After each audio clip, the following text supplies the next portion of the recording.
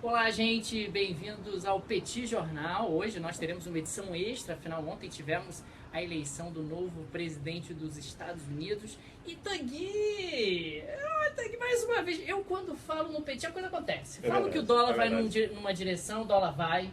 Falo que o Trump vai ganhar a eleição, o Trump ganha. Cara, isso é inédito na história dos economistas. Não sou o primeiro economista que acerta alguma coisa. Eu sou um economista que acerta tudo. Acerta tudo. E é impressionante. Hoje eu estou aqui com minha camiseta em homenagem a Homer Simpson. O americano médio. O americano médio. O eleitor do Trump. O eleitor do Trump. O que não fala pra ninguém que vai votar pra voto. Eu falei pra você isso, que o Trump tem o voto envergonhado. Aquelas pessoas que acabam não admitindo que vão votar nele e acabam votando. Mas o fato é que eu estou sendo interpelado pelas ruas, todo mundo me pergunta qual vai ser a prenda. Cara, na verdade tá trending topics do Twitter, todo mundo querendo saber. Qual a prenda que você vai pagar, porque afinal nós tivemos uma aposta séria, uma aposta que foi divulgada, apertamos a mão, foi divulgada no YouTube.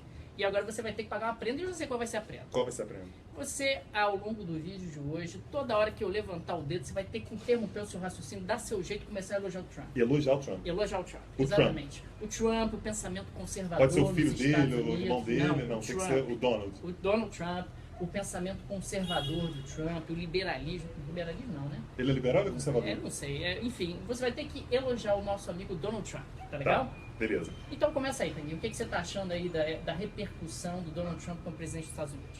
Olha, a impressão que eu tive hoje, ao longo do dia, foi que o Trump era meu parente próximo e estava sofrendo de uma doença grave, porque todo mundo que me encontrava perguntava, e o Trump?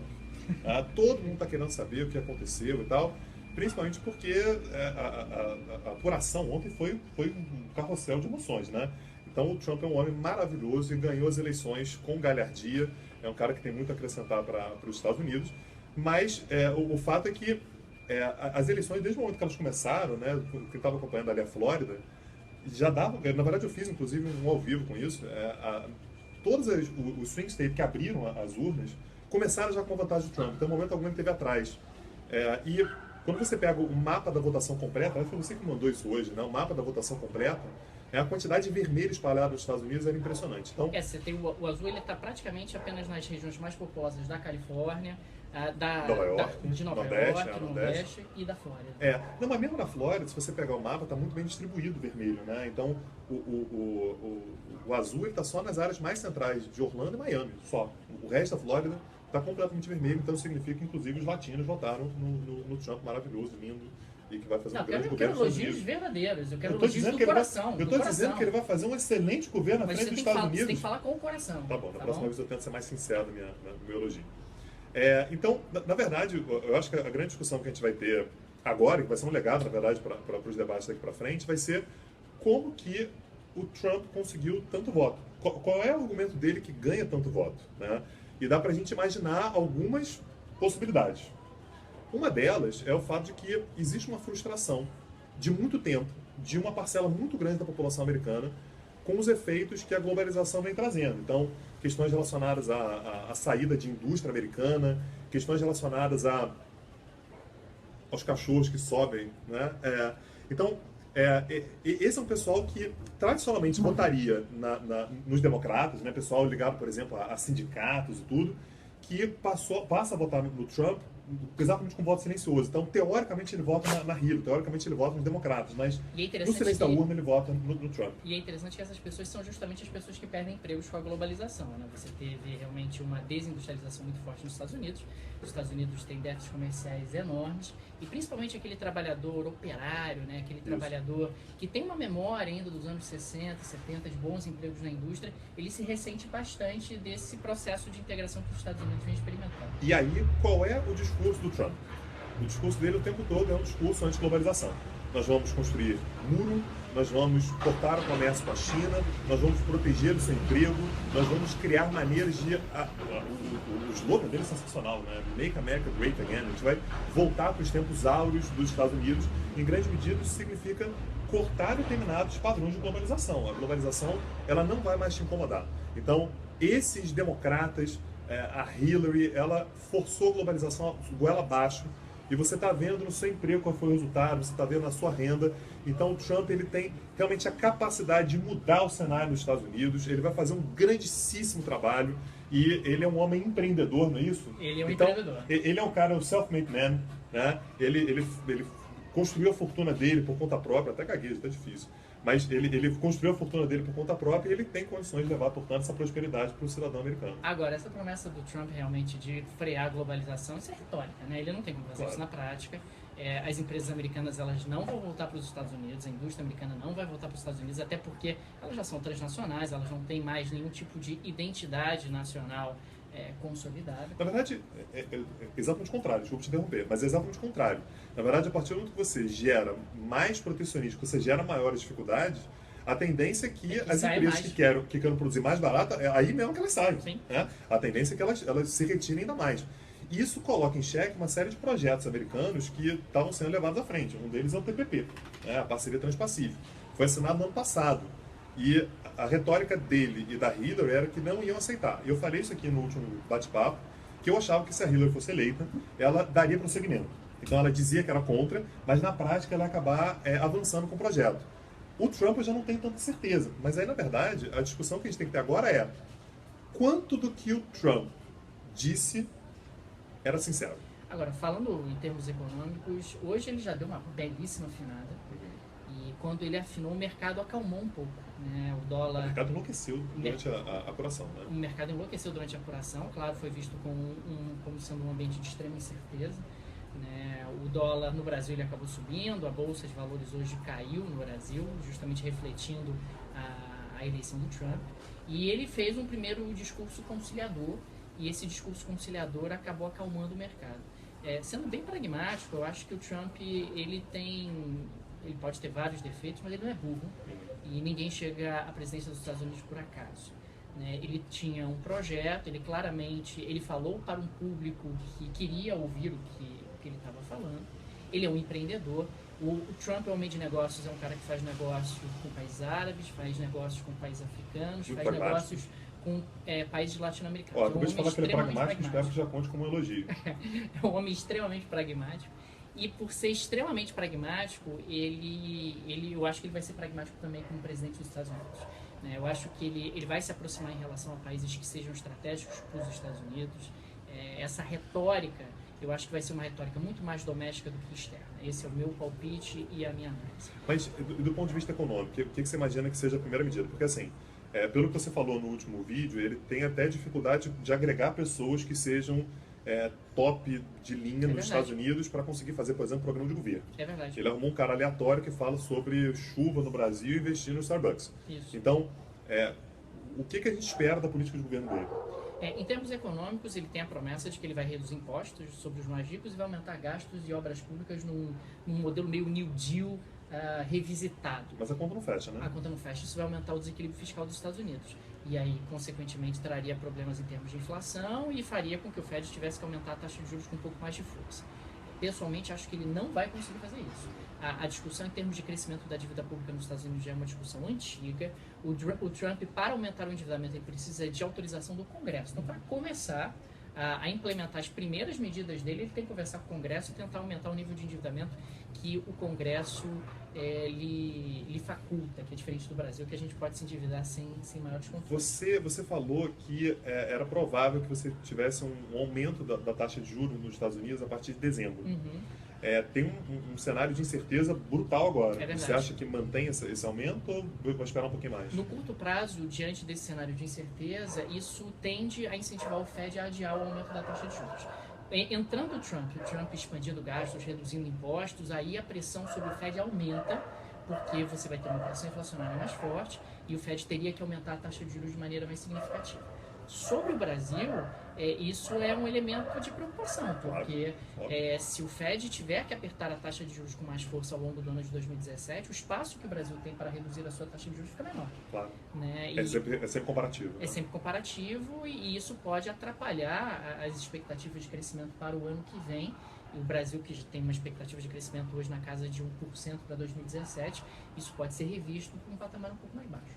E aí você falou sobre a autorização do Congresso. Né? E essa é uma outra questão muito curiosa e que é um grande ponto de interrogação nesse momento, que é, até agora, até esse momento, você tem um presidente que é democrata e duas casas que são republicanas. O que significa que o Obama ele só consegue governar tendo uma relação muito republicana, não no sentido do partido, mas muito republicano no sentido de olhar o interesse da nação acima de interesses pessoais e partidários. É assim que ele consegue governar e ele tem conseguido. Assim, não tem sido uma tragédia em termos de travar completamente a agenda dele. O Trump, agora assumindo esse homem que é um excelente, um exímio político, fantástico, é um cara que convence os outros, que tem um poder de convencimento maravilhoso, retórica boa, não é isso? Isso. Como é que ele vai lidar com duas casas do Congresso que são dele? As dúvidas que ficam agora são: ele foi eleito a despeito do Partido Republicano. Sim. O Partido Republicano foi contra. Foi contra, né? Então a lista do Partido Republicano foi contra. Ele foi eleito não de lavada, porque a diferença de votos foi mínima com relação a Hillary, mas ele ganhou contra todos os prognósticos. Então, me parece que ele assume os Estados Unidos muito fortalecidos. Claro.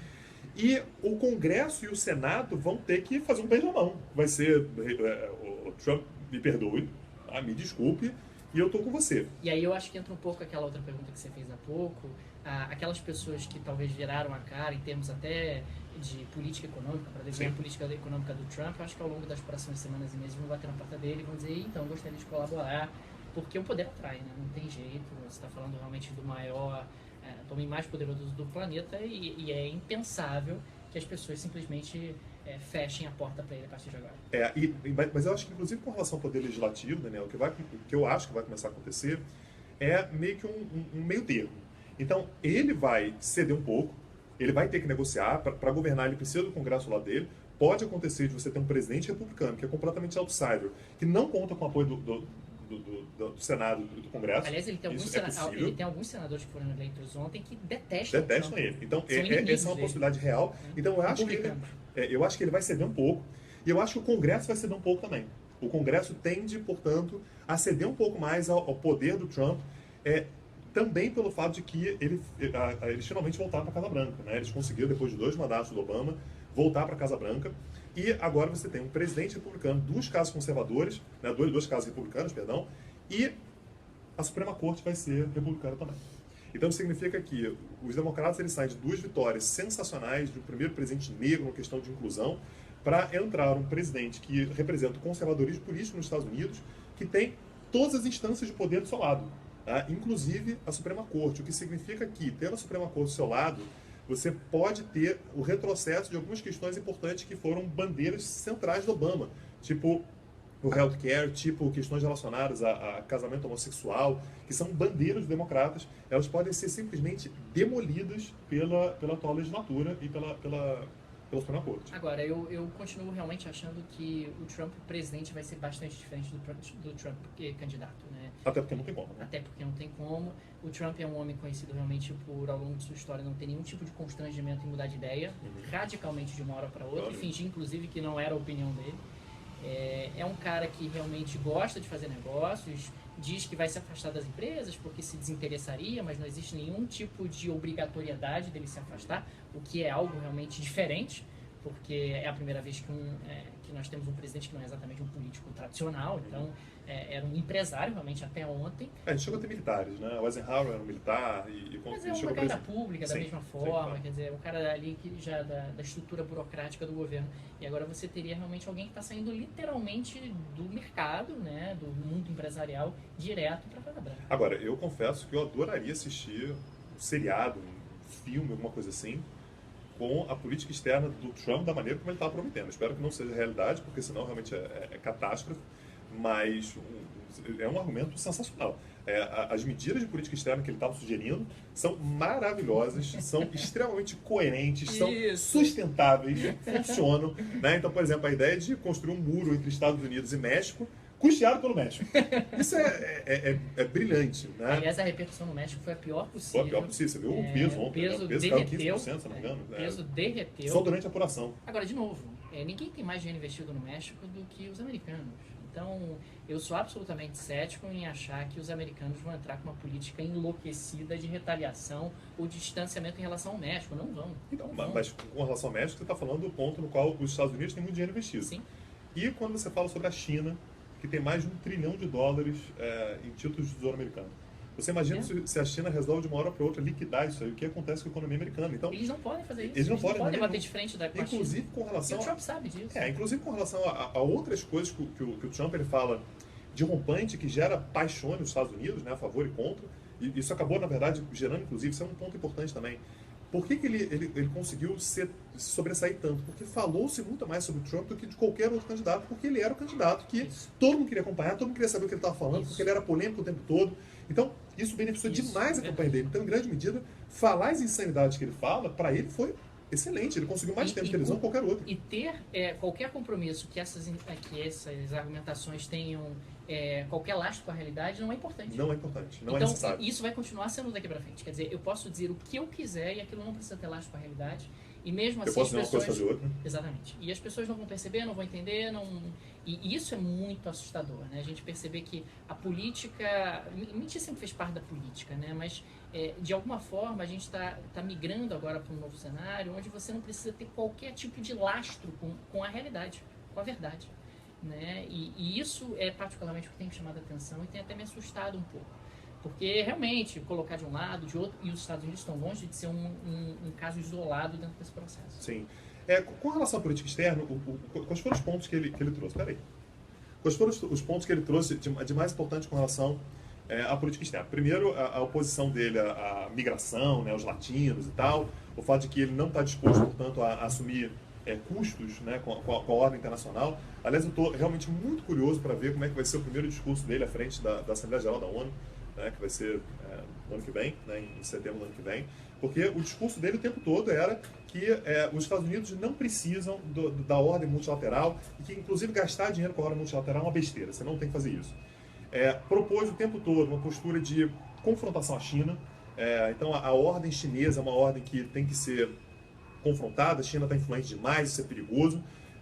Não é tão diferente do que o Obama vinha fazendo também nos últimos 2, 3 anos, mas de forma um pouco mais polida, né? De forma um pouco mais educada, um pouco mais diplomática. O Trump, candidato, ele era zero diplomacia, mas algumas propostas muito perigosas, e eu tenho medo de o impacto que o Trump, candidato, possa trazer para a capacidade do Trump, presidente, governar. Então, por exemplo, a retórica dele com relação à Coreia do Norte é uma retórica perigosíssima, que a gente não é mais uma preocupação norte-americana e quem tem que resolver a situação na Coreia do Norte são o Japão e a Coreia do Sul. Isso significa, faça suas bombas nucleares e dê um jeito, não é problema nosso.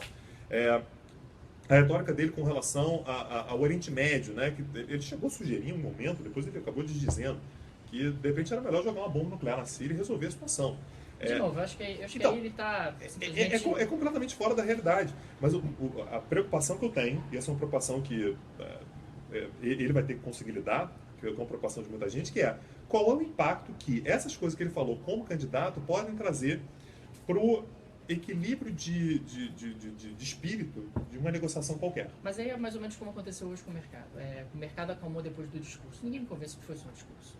Isso, os governantes, e no próprio Brasil isso é feito, tem emissários, tem interlocutores com o mercado, e o cara manda esses interlocutores dizerem, olha, fica calmo, vai ficar tudo bem, não vai mudar nada. Ele vai dizer uma ou outra coisa porque isso faz parte do jogo político, mas as coisas vão continuar mais ou menos como antigamente. Então, eu acho que no âmbito internacional isso também funciona bastante, assim, e você tem realmente, através de mecanismos e de uma comunicação mais informal, passar mensagens e dizer que não é bem aquilo. Eu espero, na verdade, que isso funcione. Peraí, que a cachorra está mexendo na mesa, só um minutinho. Eu espero que isso funcione também, na verdade, no sentido contrário também. Que beleza, todo mundo vai conseguir ser compreensivo com relação a isso. Agora, como o Trump era considerado carta fora do baralho, ninguém acreditava, todo mundo apostava, inclusive, que, na verdade, esperava, inclusive, que ele não fosse ganhar, um monte de gente falou tudo que achava de forma muito sincera sobre o Trump. É verdade. Inclusive, o nosso queridíssimo José Serra. O Serra disse que seria uma tragédia se ele assumisse, o que deve deixar o Serra numa posição delicadíssima. Afinal de contas, a plataforma do governo que ele representa é exatamente se aproximar dos Estados Unidos. O discurso e posse dele foi exatamente nós temos que nos aproximar dos Estados Unidos. Mas o Serra hoje já disse que jogo é jogo e treino é treino, jogo é jogo. Então. A frase de Didi. Então, é isso que eu estou dizendo, que eu espero que o Trump também tenha a maturidade de perceber que, da mesma maneira que ele falou determinadas coisas que foram, talvez, pro jogo político, que valem para os outros também. E outra coisa que é importante, O Trump é o presidente que vai assumir a Casa Branca mais velho. Ele tem 70 anos. Então, não é irrelevante a chance dele vir a falecer no cargo. Tá? Ele tem 70 anos. Ele termina o primeiro mandato com 74, ele termina o segundo mandato com 78.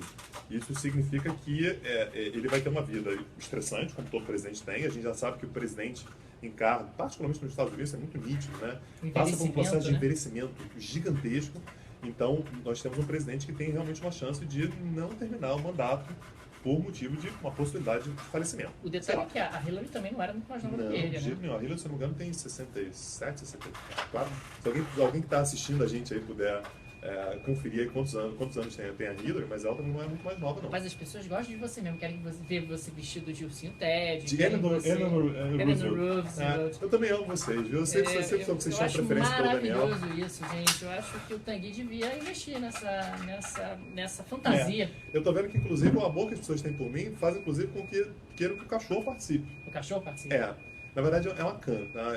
É uma cachorra e ela tá mexendo na mesa mais uma vez. Tem 68. A Angela tá dizendo pra gente que a Hillary tem 68. Alguém falando 69. Então, assim, é uma idade muito avançada. E isso traz uma outra questão importante também, que é uma questão geracional. Você tem um eleitorado nos Estados Unidos que é muito jovem, que é basicamente hoje quem decide a eleição, e tem que escolher na reta final entre Trump com 70 anos, Hillary com 68 ou 69, não faz muita diferença, e Bernie Sanders. O Bernie Sanders está beirando os 120, né? Quantos anos tem o Bernie Sanders? Confere aí para mim, o pessoal aí do Centro de Informações, confere quantos anos o Bernie Sanders tem, né? E desses três candidatos, esse é um outro ponto que me chama muita atenção nas eleições também. Você tem um candidato pro-establishment, que é a Hillary. E você tem dois que são anti-globalização. Um pela direita, que é o Trump, e um pela esquerda, que é o Sanders. E todas as campanhas diziam que todas as pesquisas, sei lá, pesquisa atualmente já falavam sobre esse homem maravilhoso, foi injustiçado, Trump, né, um homem sensacional, que tinha condições de governar os Estados Unidos, tem condições, vai fazer um excelente governo, eu tenho confiança nisso, davam que o Sanders tinha mais chance 75. de ganhar. Pô, 75 anos, né? Então, é aposentado já compulsório. Né? Você tinha mais chance do Sanders ganhar as eleições contra o Trump do que a Hillary. Então dá para ver que o recado é muito claro, que a gente não quer o establishment. E isso me parece que vai refletir em alguns outros lugares. Né? Tem eleições na França, por exemplo, agora em 2017. A Marine Le Pen, muito provavelmente, ela vai para o segundo turno, é o Front National da extrema-direita, uma extrema-direita convicta, assim como o Trump, não tem nenhuma vergonha de falar opiniões absolutamente controversas. Vai para o segundo turno, isso é fato, basta ver com quem? Muito provavelmente com o Nicolas Sarkozy, que também é um integrante do establishment. Ele também é do partido mais dos conservadores, da direita. Ele denota se a tendência a seguir, ele vai ter muita dificuldade de avançar. Vai ter muita dificuldade. O Partido Socialista, me parece, nesse momento, carro fora do baralho, não tem muita chance do Partido Socialista avançar. É o partido do Hollande, que está fazendo um governo pífio, horroroso, também totalmente establishment, que não consegue se descolar.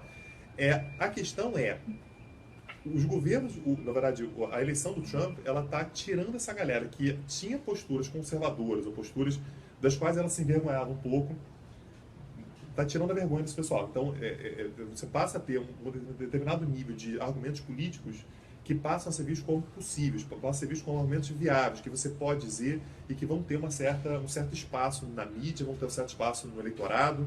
Então, talvez já não tenha mais, em breve, um voto tão envergonhado assim. É provável que no segundo turno, no segundo mandato, o Trump já tem uma base de eleitores muito mais convicta. Né? São pessoas que estão votando no cara que está tentando se reeleger. Não é um outsider, não é um maluco que simplesmente apareceu. Ele é o presidente dos Estados Unidos. Já vai ter alguma coisa para apresentar. Já vai ter alguma coisa para apresentar, exatamente. Então, assim, é importante a gente olhar para outras eleições que vão aparecer por aí. Na França, eu acho que a França é o primeiro semestre de 2017, então vai pegar logo em seguida, e a Marine Le Pen já está tentando capitalizar, já inclusive parabenizou o Trump. A Marine Le Pen, ela também parabenizou o Brexit, né? Ela também parabenizou os britânicos pelo Brexit, que, aliás, é outro voto anti-globalização. Esse é um elemento central da globalização, que é a União Europeia. A União Europeia é um símbolo, é um pilar da globalização, que é a globalização que funciona. Nós temos 28 estados europeus que aboliram fronteiras, que fazem comércio livre, e isso é globalização. No momento que você tem um país tão importante quanto o Reino Unido saindo, no momento que você tem um outro país tão importante quanto os Estados Unidos elegendo Trump, você tem um sinal muito claro de que a globalização ela não agradou a uma maioria silenciosa que durante muito tempo simplesmente aceitou porque vocês estão dizendo que vai dar certo, eu estou confiando, mas me parece que o tempo acabou. E é interessante que quem se tornou o grande patrocinador da globalização é a China. Sim. Que, isso... aliás, é quem tem se beneficiado desse processo É. de integração. Né? A integração acaba fazendo com que você tenha uma diminuição do número de postos de trabalho, consequentemente até salarial, nos Estados Unidos, no Reino Unido, na Europa de uma maneira geral, e acaba aumentando na China. Então é quem se beneficia. Isso explodiu os miolos de qualquer pessoa que pensava na globalização na década de 90. Na década de 90 você pensa na globalização como um fenômeno que beneficia os Estados Unidos, beneficia a Europa Ocidental, e a China ela era vista como a periferia da globalização. E nesse momento, quem se beneficia da globalização é a China. É a China e cada vez mais também os países ali que cercam a China, que também têm se beneficiado, países como o Vietnã, se você pensar, então deixa eu te contar uma coisa importante. Na década de 70, estava todo mundo em crise e o Brasil estava bem. Isso. Na década de 80, está todo mundo bem e o Brasil está mal. Isso. Aí estoura a crise de 2008, todo mundo vai pro buraco e o Brasil se mantém tranquilo. Isso. Agora está todo mundo recuperando e o Brasil está mal. Isso. E aí agora, os países emergentes vão começar a se beneficiar da globalização finalmente e o Brasil está no buraco. É mais ou menos por aí. Tá, então mais ou agora menos por aí. consegui entender, beleza. Conseguiu, Brasil. Realmente Deus é brasileiro, não é Deus isso? é brasileiro. Deus é maravilhoso. Deus Mas é é um um péssimo país- economista, mas é brasileiro. O Brasil não é para principiante. Não, de é jeito para nenhum. principiante, você ainda não entendeu isso. Não entendi. Não entendi. Eu tenho esperança no Brasil ainda. Não sei porquê, mas sei lá. Acho que é isso. Mais Beleza. alguma coisa? Mais nada. Gente, semana que vem nós voltamos pro nosso tradicional bate-papo. Tivemos hoje um encontro extra, né? Até pro nosso Tanguy tecer elogios. Teça mais alguns elogios a Donald Trump. Acho que é válido. Cara, aquela cabeleira dele é maravilhosa, Maravilhosa, né, cara? você Porra, gosta. que cabeleira bonita. Você podia utilizar aquela cabeleira, Eu tô acho. pensando, cara, deixar um topetão laranja. assim.